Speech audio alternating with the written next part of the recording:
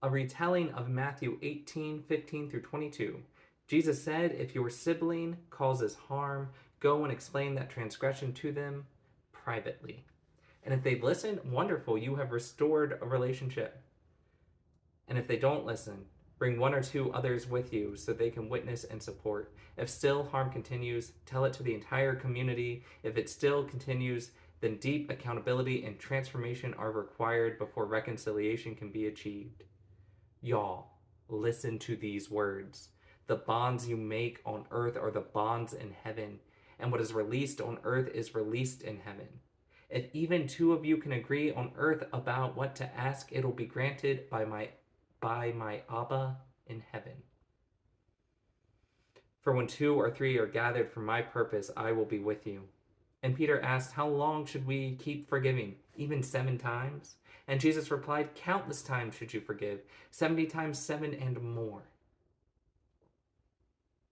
Community is sacred. A miracle occurs when a group of different individuals can be gathered together for a common purpose, to be united in love and liberation for all that is Jesus taught and preached and lived.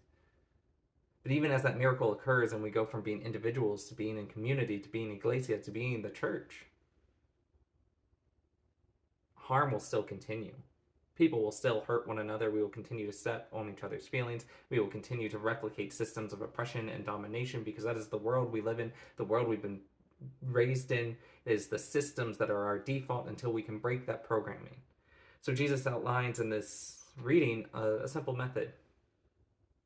Reach out to someone when they're causing harm privately. If that doesn't work, bring a few extra advocates. If that doesn't work, tell it to the whole community. And if that still doesn't work and harm is still continuing to happen, then everyone's got to take a deep pause and reconcile with the fact that accountability hasn't been achieved and that person is still abusing and causing harm. So we gotta deal with it, and we gotta protect other people.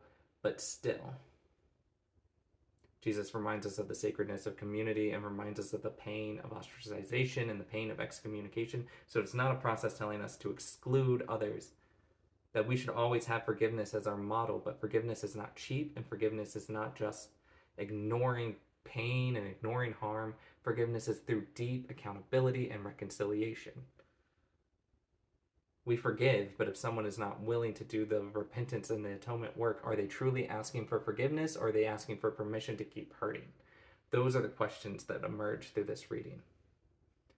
So let's continue to try to build community. Let us be aware that community will be hard and difficult, and harm will occur, and our community is not judged by the fact that there's never harm, but judged by how we deal with harm when it happens.